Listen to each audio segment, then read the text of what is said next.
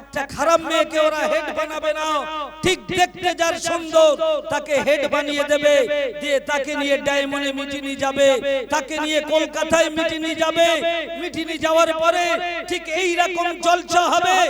আর সেই সুদখোরের বাড়িতে প্রধান বক্তা গিয়ে বলছে এখানে খাবে, আর দিব্যি কলে হুজুর সেখানে গিয়ে খেয়ে নিল, কোনো তাকিদ কিচ্ছু করার দরকার নেই, যেই গিয়ে খেয়ে নিল। খাবার পরে ওর বিবি জানকে নিয়ে স্বামী কাজে গিয়েছে, বিবি ফোন করে বলছে ও আমার স্বামী, আমার চেয়ে আজকে ডায়মন্ড হারবারে আমাদের মিটিং আছে, অফিসার আসবে, সেই অফিসার আমাদেরকে ডেকেছে, আমাদেরকে থাকতে হবে। যে এই কথা বললেন সঙ্গে সঙ্গে স্বামী তাকে পারমিশন দিয়ে দিলেন। এইবার বলেন তো পেট্রোল আর আগুন যদি এক জায়গায় থাকে কিরম হবে? পেট্রোল আর আগুন জ্বলবে না? জ্বলবে না। তাহলে এই ঘরে অফিসার আর এই ঘরে বন্ধনের হেড দিদিমণি। আমি যখন ক্যানিং থেকে সভা করতে যাচ্ছিলাম, সভা করে ফিরে আসছি, সেই সময় বাড়ি গিয়ে দেখছি আমার বিবি শুয়ে ঘুমিয়ে পড়েছে। তা আমি এবারে করেছি কি, ডিম ছিল একটা ভাজবো, ভেজে দুটো খাবো বলে এইবার আমি কোনোদিন গ্যাস জ্বালাইনি, বুঝিনি। ও বাবা, যেই দেখি একদিকে ছেড়ে দিছি আর লাইটারটা যেই মেরেছি ধাপ করে দুটো জ্বলে উঠেছে, হয়তো আমার হাতে যে ডিমটা ছিল পড়ে গিয়ে একদম ব্যাস সমান হয়ে গেল। যে কথা বলছি যে আজকে যদি আমার মা আমার বোনকে যদি টাকার দৌলতে যদি একজন অফিসারের হাতে তুলে দিই, আল্লাহর কোরআন বলছেন আদ-দাইসু লা ইয়াদখুলুল জান্নাহ, আল্লাহ পাক ওই দায়ুসকে কোনদিন আল্লাহ পাকের জান্নাতে দেবে না। আমি ও যদি আল্লাহর ওলি হয় আর ওর বাড়িতে যদি খানা খায় ওর 12টা বেজে যাবে। ও যদি মাওলানা হয় ওর বাড়িতে যদি খানা খায় ওর 12টা বেজে যাবে। যে কেউ হোক না কেন, টাকার বিনিময় আমি অফিসারের হাতে বউকে তুলে দিলাম, টাকার বিনিময়। আমার সোনার চাঁদ ভাই, আপনার বলেন, জিজ্ঞাসা করছি ও ভাই বা ভাবি, আপনি কেন লোন নিচ্ছেন? বললে বলবে না, আমার একটা মেয়ে একটা ছেলে, আমি তার ভবিষ্যৎ করে দেব বলে তাকে এই লোন নিচ্ছি। আচ্ছা আপনারা বলেন তো ভবিষ্যতের মালিক কে? ভবিষ্যতের মালিক আল্লাহ। তাহলে আজকের আমাদের আকীদার উপরে বিশ্বাস আছে, আল্লাহর উপরে বিশ্বাস আছে।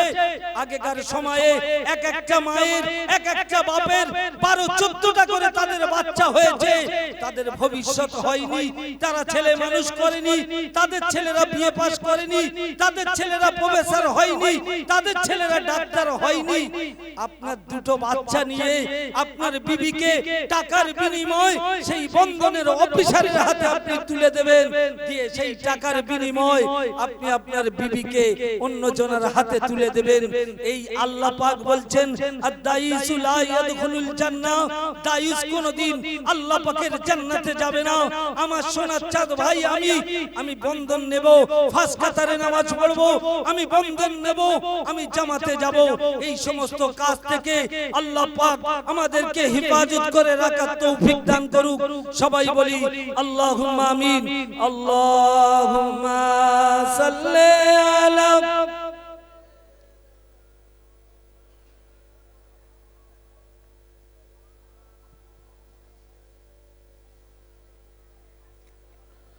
আমায় মরণ আসিবে কখন কেউ তো জানে না, আমায় মরণ আসিবে কখন কেউ তো জানে না। আমি চলে গেলে তোমার আমার ভুইলা যাইও না, আমায় মরণ আসিবে কখন কেউ তো জানে না। এই দুনিয়ায় চিরজীবন থাকার জায়গা না, এই দুনিয়ায় চিরজীবন থাকার জায়গা না। অন্ধকার কবর হলো আমায় আসল ঠিকানা, আমায় মরণ আসিবে কখন কেউ তো জানে না। আমি চলে গেলে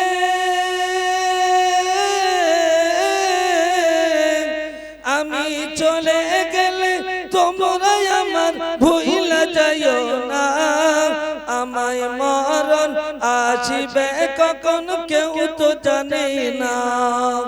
কোন মুহূর্তে আমার আপনার মরণ এসে যাবে। হযরতে ঈসা নবীর জামানায় একটা কথা আপনাদের কাছে বলি, ঈসা নবী এমন কি নবীরা যদি বদদোয়া করে সেটাও পর্যন্ত কাজে লাগবে না। হ্যাঁ, সে কথা সে প্রমাণ আপনাদের সামনে দেব ইনশাআল্লাহ। এই জন্য করে ঈসা নবীর জামানায় একটা লন্ডি ছিল, সেই লন্ডিটা যত লোক কাপড় সাফাই করার জন্য দিত, যত লোক কাপড় সাফাই করার জন্য দিত, আর নতুন কাপড়গুলো নিয়ে নিত, আর পুরাতন কাপড়গুলো তাদেরকে ফিরিয়ে দিত। যেই ফিরিয়ে দিত, তারা ঈসা নবীর কওমরা গিয়ে নবীর কাছে ফরমান জারি করলেন, এ আমাদের নবী, আমরা যে নতুন কাপড় সাফাই করতে দিই, কিন্তু সে আমাদের নতুন কাপড়গুলো নিয়ে নেয় আর পুরাতন কাপড় আমাদেরকে দেয়। এই কথা যখন বললেন, আল্লাহর নবী ঈসা বদদোয়া করলেন, করার পরে ওই লন্ডির যে একটা কাপড়ের গাঁটটি আছে, সেই গাঁটটির মতো নবীজি যখন বদদোয়া করলেন, বদদোয়া করার পরে জিবরাইল আমিন আলাইহিস সালাতু ওয়াস সালাম সাহায্যে সেইটাই লন্ডির গাঁটটির ওই কাপড়ের গাঁটটির ভিতরে একটা বিষাক্ত সাপ আল্লাহ পাক জিবরাইল আমিনের দ্বারাই পৌঁছে দিলেন। যখন পৌঁছে দিলেন, এইবার ওনার কওমরাকে ঈসা নবীর কাছে বলছেন, ওগো নবী, সে তো এই তো আজ কাপড় কাচতে যাবে। নবী বলছেন, আমি ওদের জন্য ওই লন্ডির জন্য বদদোয়া করেছি, ও কিন্তু আজকের কাপড় সাফাই করতে যাবে, ও কিন্তু আর ফিরে আসবে না। এই কথাটা যখন বললেন, সঙ্গে সঙ্গে সব ওনার ঈসা নবীর কওমরা খেয়াল রাখলেন।